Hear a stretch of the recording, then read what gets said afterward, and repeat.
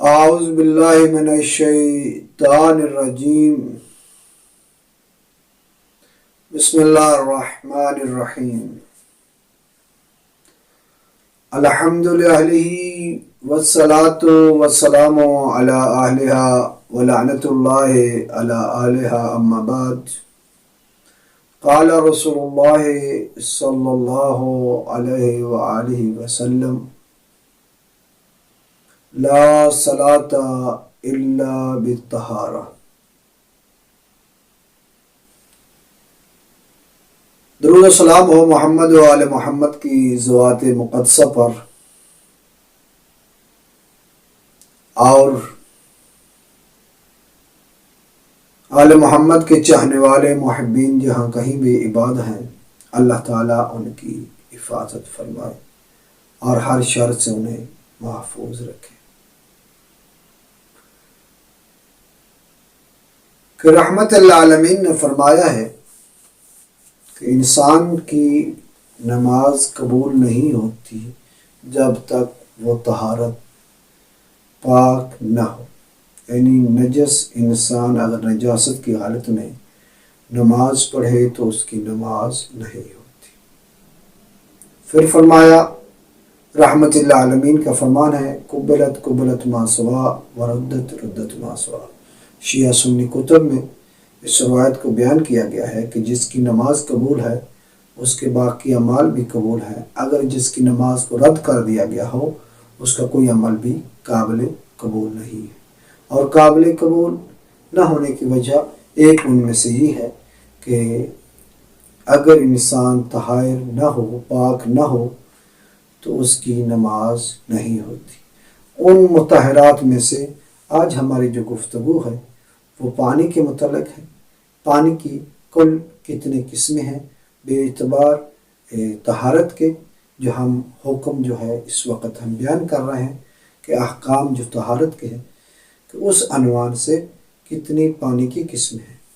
تو علماء مکتب اہل بیت علیہم الصلاۃ والسلام نے پانی کی دو قسمیں بیان فرمائی ہیں، کہ یعنی اس کی دو قسمیں ہیں۔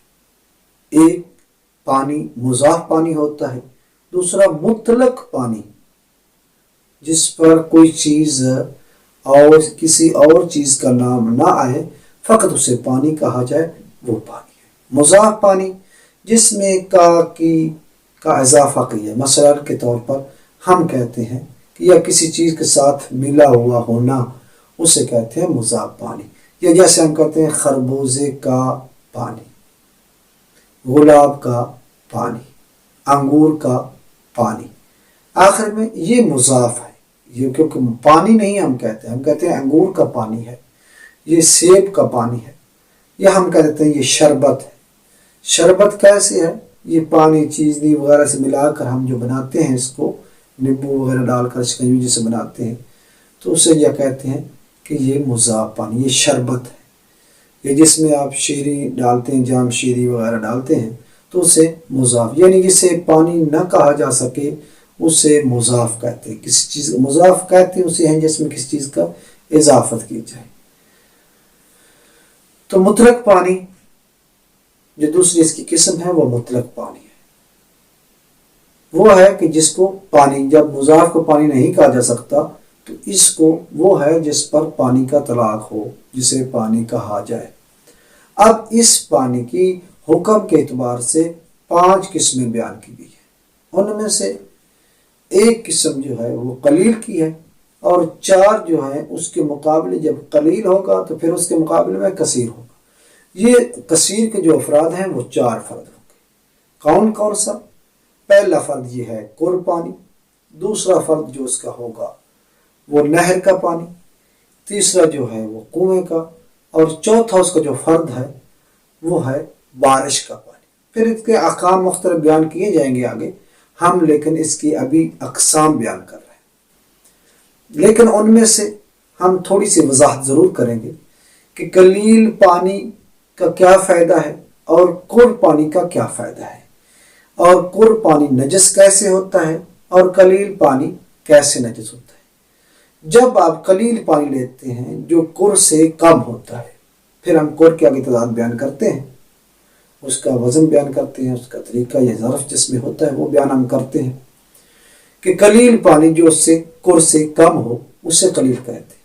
اگر کوئی نجس برتن، نجس کپڑا، کوئی بھی چیز نجس ہو، اس کو پاک کرنے کے قلیل کے ساتھ یہ ہے کہ اس پانی کو جو قلیل ہے پہلے نجاست کو زائل کریں، اس کے بعد 3 دفعہ اگر اس کپڑے پر، برتن پر، جسم پر جہاں کوئی اعضاء نجس ہے اس پر پانی ڈالیں گے تو وہ جو پانی مقام ہے، نجس ہے، چیز ہے، وہ پاک ہو جائے گی۔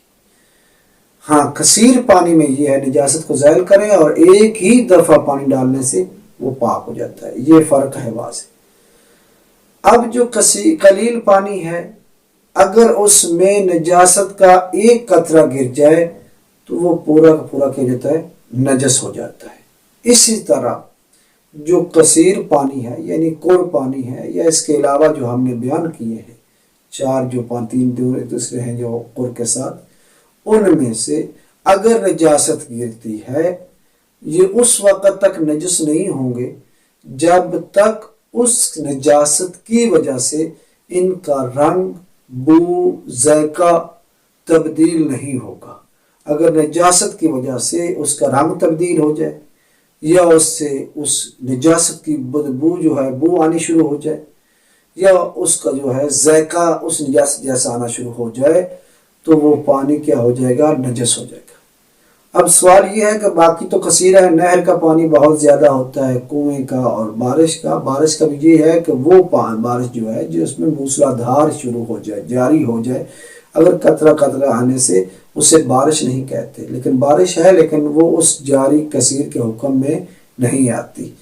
تو آگے یہ جو کل پانی ہے اس کی 2 ہے، ایک وزن ہے 328 کلو تقریباً جو ہے، اس کی جو ہے وزن اگر ہو تو اسے کور پانی کہتے ہیں۔ لیکن اس طرح بھی نہ ہو، اگر آپ ایک گڑھا یا حوض بنایا ہے جس کی 3 بالشت 3.5 بالشت جو ہے اس کی گہرائی یعنی بنائیں اور 3.5 بالشت جو ہے اس کی چوڑائی ہو اور 3.5 بالشت جو ہے لمبائی، اور اونچائی جو ہو وہ گہرائی اونچائی جو ہے وہ 3.5 بالشت ہو ہر طرف سے، تو جو اس میں پانی ہوگا اس پانی کو کور پانی کہتے ہیں۔ اور اس کور پانی کی فضیلت یہ ہے یا اس کا فائدہ یہ ہے، اگر آپ اس میں نجاست گر گئی ہے لیکن وہ بہت کم ہے، وہ اس پر اثر انداز نہیں ہوگی، اسے نجس نہیں کرے گی۔ اگر نجس کپڑا اس میں گر گیا ہے اور یہ کور پانی باقی ہے تو اگر آپ اس کو نکالیں گے، نجاست زائل ہو چکی ہے تو وہ پاک ہو جائے گا، دوبارہ اسے دھونے کی ضرورت نہیں ہے۔